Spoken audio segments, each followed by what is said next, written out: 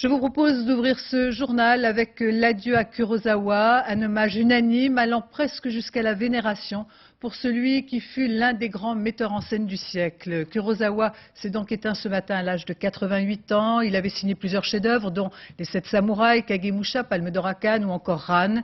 Salué dans le monde entier, le réalisateur japonais, paradoxalement, n'avait pas trouvé la même reconnaissance dans son propre pays. Portrait hommage, Michel Monpontet.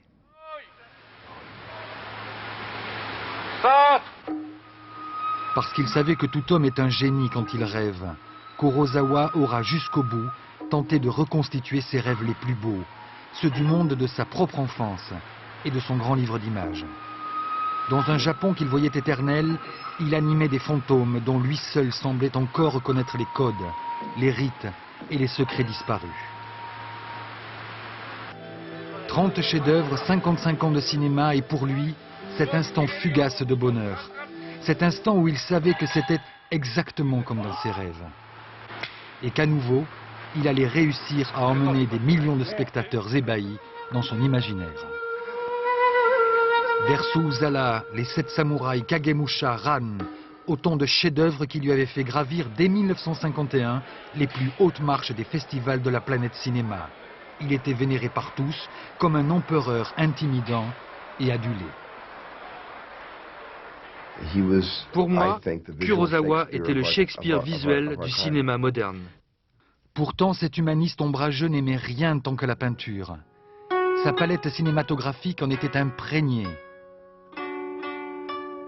En 1990, n'avait-il pas organisé, pour son film Rêve, la rencontre du jeune Kurosawa et de ses ambitions de peintre naissant avec un certain Vincent van Gogh.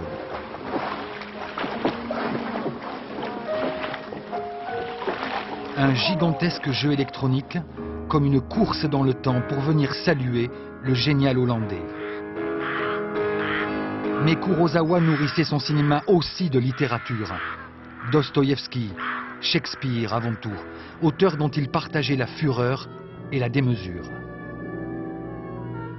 Plusieurs fois, il adapta magistralement et l'un et l'autre, presque fidèlement, mais dans sa langue et avec ses propres visions.